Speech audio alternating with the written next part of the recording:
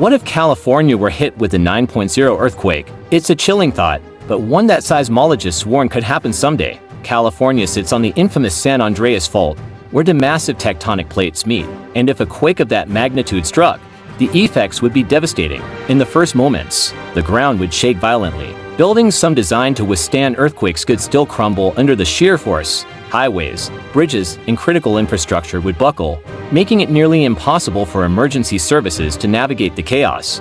Thousands of people would be trapped or injured in the rubble, with hospitals overwhelmed by the sudden influx of patients. The power grid would likely go down, leaving millions without electricity. Water pipelines and gas lines could rupture, sparking fires and flooding entire neighborhoods. Cell towers would be knocked out, making communication difficult, if not impossible. Imagine trying to reach loved ones in the midst of such confusion.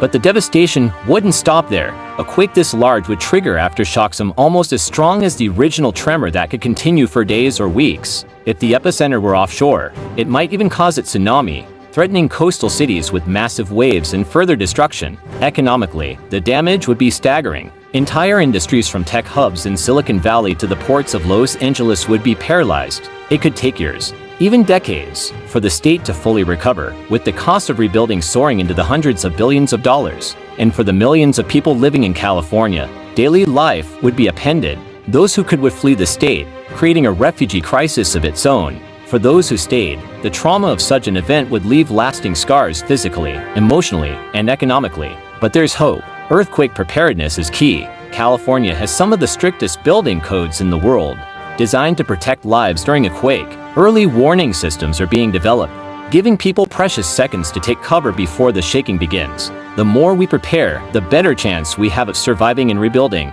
In the end, it's not a question of if California will experience a major earthquake, it's when. And the real question is, will we be ready?